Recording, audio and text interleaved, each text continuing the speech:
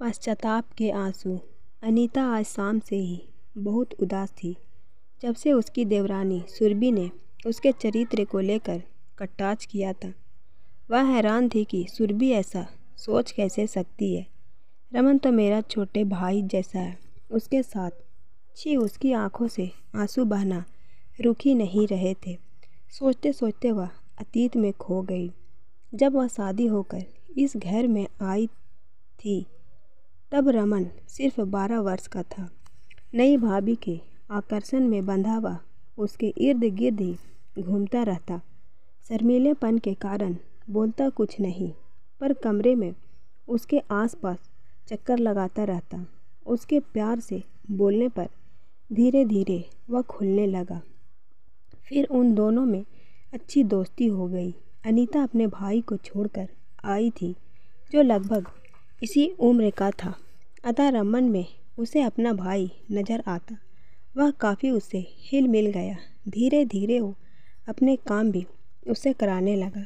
कभी दोपहर में फुर्सत मिलने पर वह उसके साथ लूडो, सांप सीढ़ी खेलती, उसके होमवर्क करने में मदद करती। उसकी यूनिफॉर्म, स्कूल बैग, टिफ़िन सब की जिम्मेदारी उसने अपने ऊपर ले ली।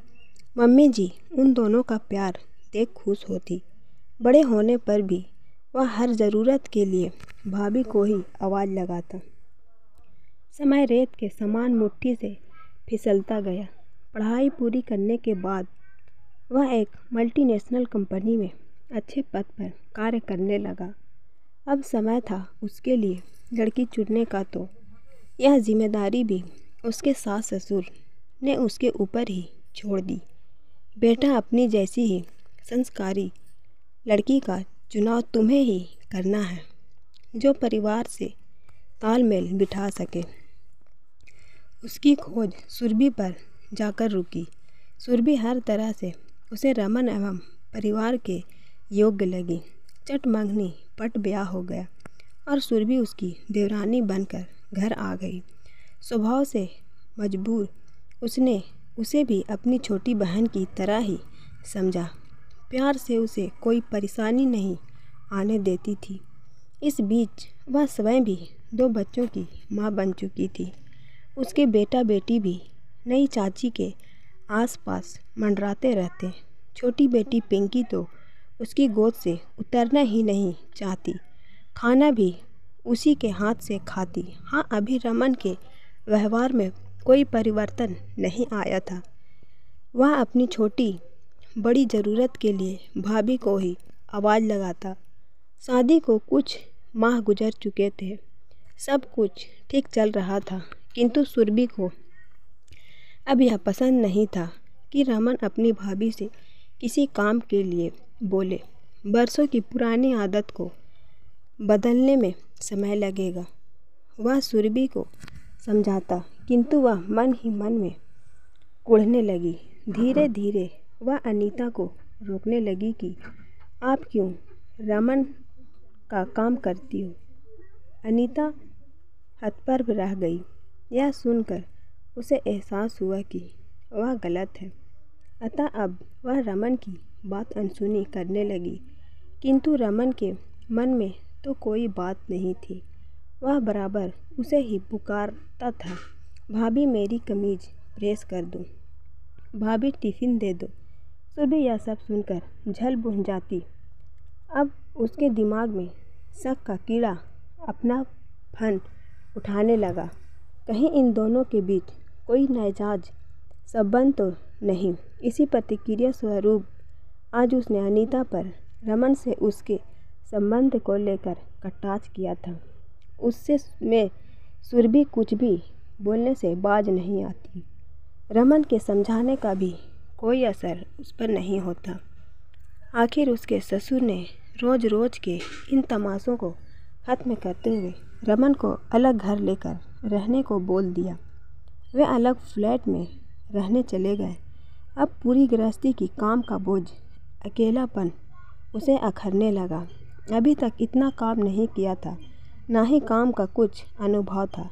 हर समय परेशान, चिड़चिड़ी रहती। रमन के घर में आते ही उसे किसी भी छोटी सी बात को लेकर लड़ पड़ती। एक दिन छुट्टी वाले दिन रमन उसे घुमाने ले गया।